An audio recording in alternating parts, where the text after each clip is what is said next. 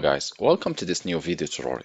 In this video I will show you the easiest way how you could download and install the Facebook application to your Windows computer.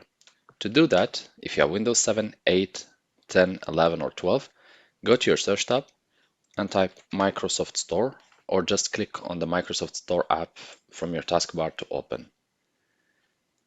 The next step, once the application is fully opened or fully loaded, we'll go to search apps and we'll type Facebook. Hit enter. Then we'll be redirected to the page. Click on Facebook to open. We have been redirected to the page, and here you see Facebook and under it Meta. So this is the right one, and just click install.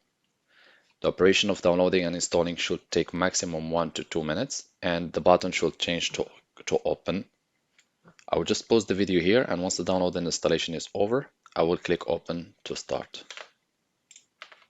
As you can see, the button became open. Click on it to open, and you should be directed to login. Pin to taskbar, pin to start, create a desktop shortcut if you would like, allow essential and optional cookies, and here you should be able to enter your login details and you should be able to log in. Thank you guys for watching, and talk to you soon in a new video tutorial.